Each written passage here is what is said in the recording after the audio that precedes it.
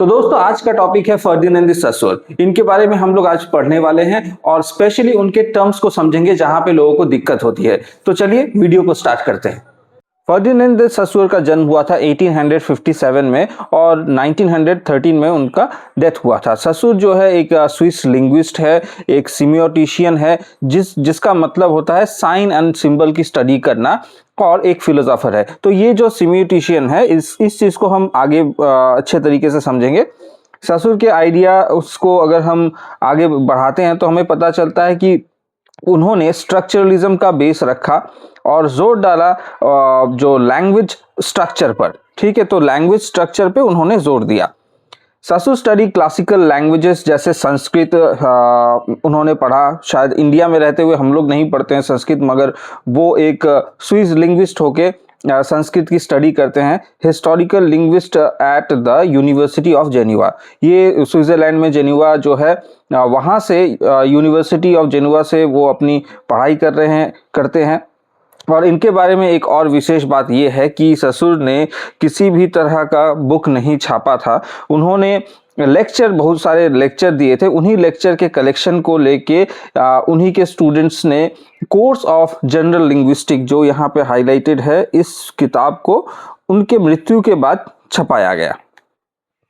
तो उनके विचार को इसी बुक में हम देख सकते हैं।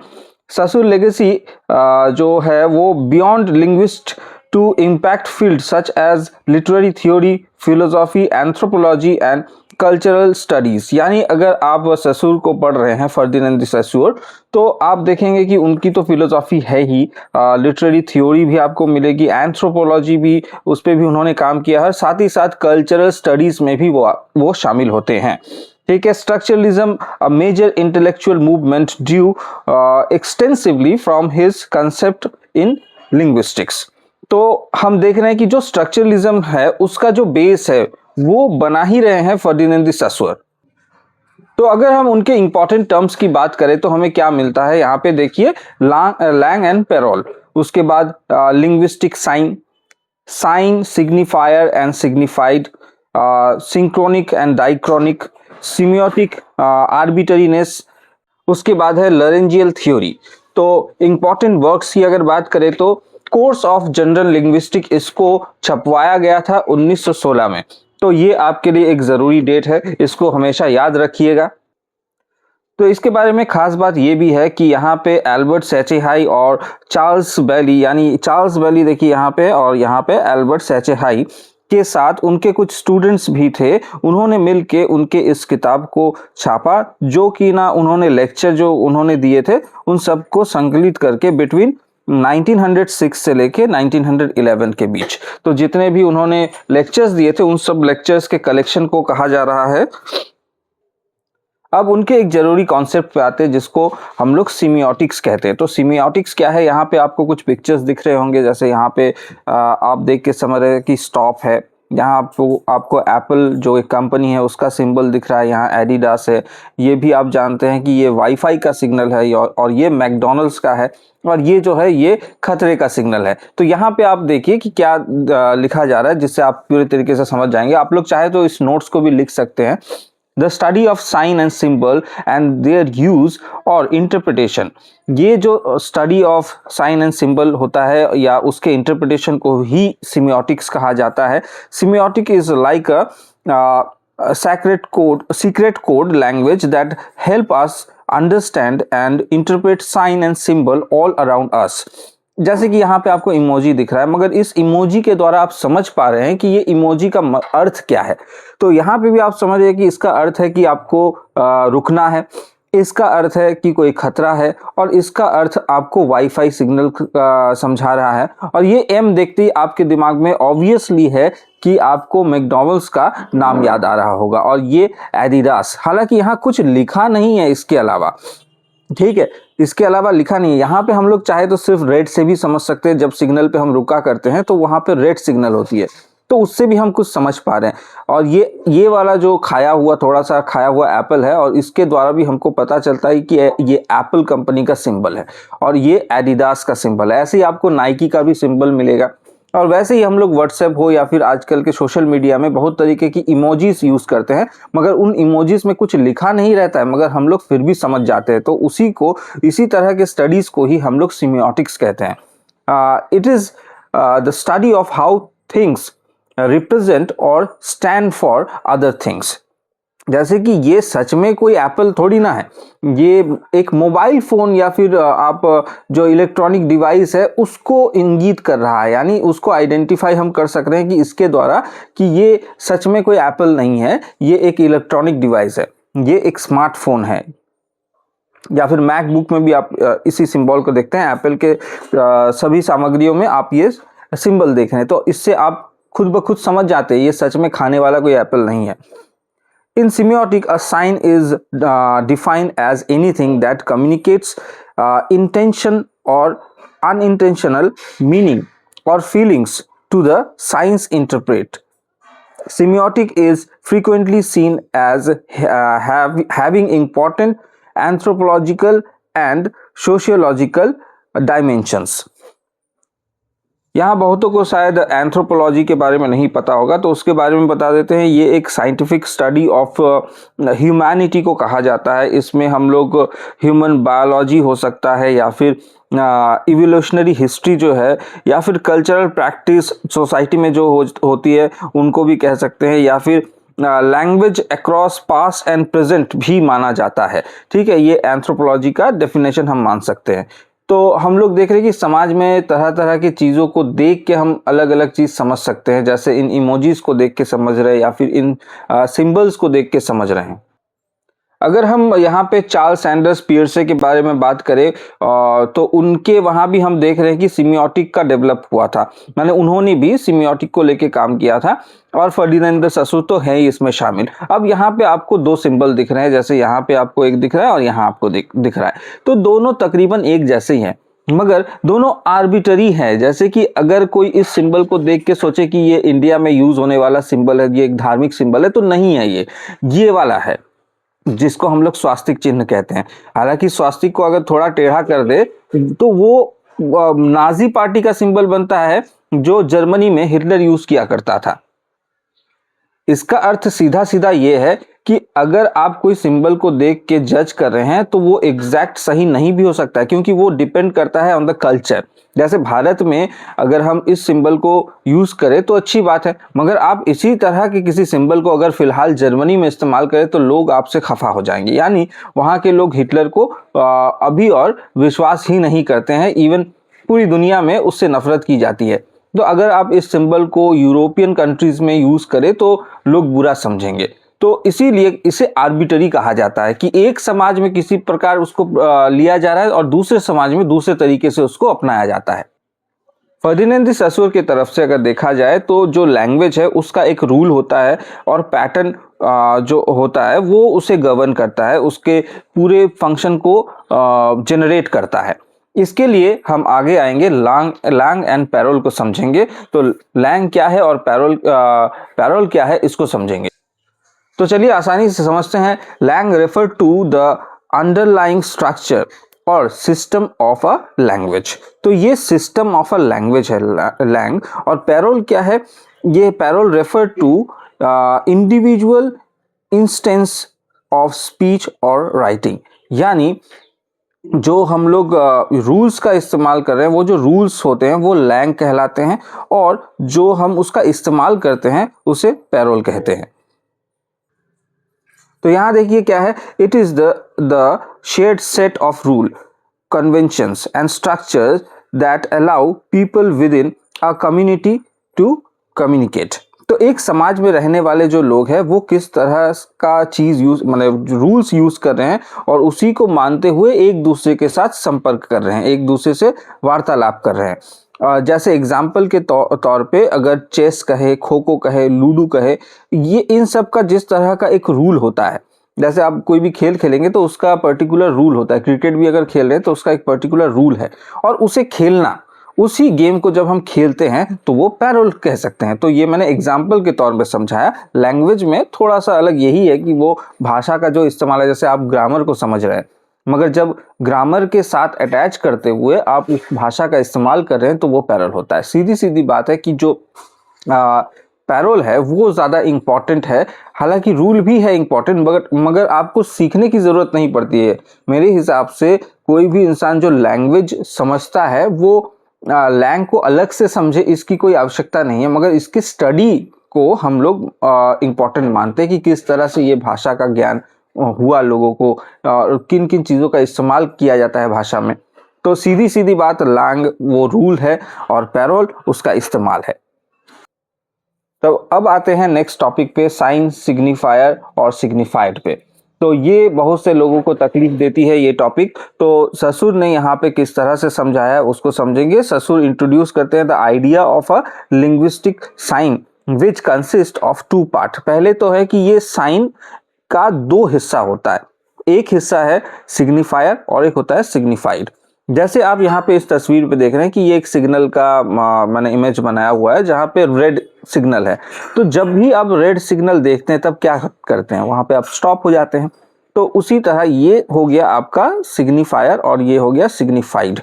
तो ये क्या होता है, the physical form of the word और सिंबल, ये फिजिकल फॉर्म है यानी सिग्निफायर। और सिग्निफाइड क्या है, द मेंटल कॉन्सेप्ट। जैसे कि लाल बत्ती जलने पे ही आपको खड़ा होना होगा, ये किसी ने आपको अलग से शायद समझाया होगा, तब आप समझ जाते कि हाँ पहले टाइम। फिर आप रेगुलर उसको कहीं भी सड़क पे जब आप सिग्नल पे लाल बत्ती देखते हैं तो आप खड़े हो जाते हैं, ठीक है। आपका जो कॉन्सेप्ट है वो उसके साथ एसोसिएट कर जाता है कि लाल बत्ती देखी हम रुक गए। तो इसको एक डायग्राम के जरिए भी हम समझते हैं। यहाँ पे एक और डायग्राम है जहाँ पे आप समझ रहे हैं कि सिग्निफाइड क्या है और सिग्निफाई। यहाँ पे नीचे मैंने सिग्निफायर को लिखा है और यहाँ सिग्निफाइड है। तो सिग्निफायर क्या है, द रेड कलर। तो रेड कलर तो बहुत सारी चीजों को सिंबलाइज करता है। जैसे यहाँ पे आप हार्ट का सिंबल देख रहे हैं, ये एक्चुअली हम कह सकते हैं लव, ठीक है। इसके साथ देखिए मैंने यहाँ रिलेट किया है। तो ये सिंबल सच में तो हार्ट का ऐसा कोई सिंबल होता नहीं है, मगर लव का भी नहीं होता है। लव क्या है वही लोगों को अब तक ठीक से पता नहीं चला है, फिर भी चलिए मान लेते हैं। तो मगर फिर भी हम लोग अपने समाज में ये मान लेते हैं कि ये रेड सिंबल जो है वो लव को रिप्रेजेंट करता है। कोई ये देख के थोड़ी ना बोलेगा कि मेरे शरीर में खून बहुत ज्यादा है, नहीं ऐसा नहीं समझते हैं। हालांकि ये रेड है फिर भी हम समझ रहे क्या, लव सिग्नल है। यहाँ पे आप देख रहे हैं कि रेड कलर का यहाँ पे हालांकि मैंने स्टॉप लिखा हुआ है, तो आप इससे समझ जा रहे हैं कि ये इससे रिलेट कर रहा है कि ये स्टॉप किस जगह पे स्टॉप, ये भी आप समझ पा रहे हैं। ये सड़क के लिए या फिर ट्रैक के लिए ये स्टॉप है, but not for your study में ऐसे करके कोई स्टॉप नहीं दिखाता है, वो आप खुद ही कर देते हैं। तो ये नेक्स्ट जो सिंबल है, ये देख के आपको क्या दिख रहा है, यहाँ पे कंकाल आपको दिख रहा है, मगर आप इस कंकाल के जरिए समझ पा रहे हैं कि ये खतरे का सिंबल है, यहाँ पे डेंजर है। तो सीधी सीधी बात है, जो सिग्निफाइड होता है वो आप खुद से समझ जाते हैं, उसी को कहा जाता है। और ये सिग्निफायर जो है वो उस फिजिकल सिंबल को कहा जा रहा है, उस चिन्ह को बताया जा रहा है। जैसे अगर हम अपने नेशनल फ्लैग के बारे में बात करें, तो जैसे ही मैंने नेशनल फ्लैग बोला होगा, जो इंडियंस इस वीडियो को सुन रहे हैं तो उन्हें तुरंत दिमाग में आ गया होगा कि हमारे नेशनल फ्लैग का महत्व क्या है, उसके ट्राई कलर का मीनिंग क्या है। जैसे नारंगी है, सफेद है और हरा है और बीच में अशोक चक्र भी है। ये इससे आप फील कर पा रहे हैं, जैसे ही मैं बता रहा हूं, मैं कोई यहाँ इमेज नहीं दिखा रहा हूं, मगर आपके दिमाग में जरूर इमेज बन रहा होगा। तो अब आते हैं आर्बिटरीनेस पे। आर्बिटरीनेस क्या होता है कि जैसे यहाँ पे आपको दो चित्र दिख रहे हैं, एक यहाँ मछली है और एक यहाँ पे डॉग है।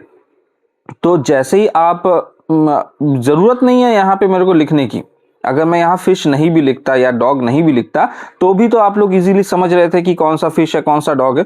बट सोचिए अगर हम इस फिश की जगह डॉग लिख देते और डॉग की जगह पे फिश लिख देते, और एक छोटे से बच्चे को या फिर ऐसे किसी इंसान को जो इस लैंग्वेज को नहीं समझता है या समझती है, उसे अगर हम बताते कि ये फिश और ये डॉग, तो वो अगर शुरुआत से इसी चीज को समझे ना, तो वो आगे चल के भी वो बच्चा हो या कोई भी व्यक्ति हो, वो फिश को डॉग बोल सकता है और डॉग को फिश बोल सकता है। जैसे कि अगर मैं गाछ कहूँ तो आपको पता नहीं, अगर आप बंगाली है तो आप समझ रहे होंगे, या बंगाल के आसपास रहते हैं तो आप समझ रहे होंगे कि गाछ का मतलब क्या होता है।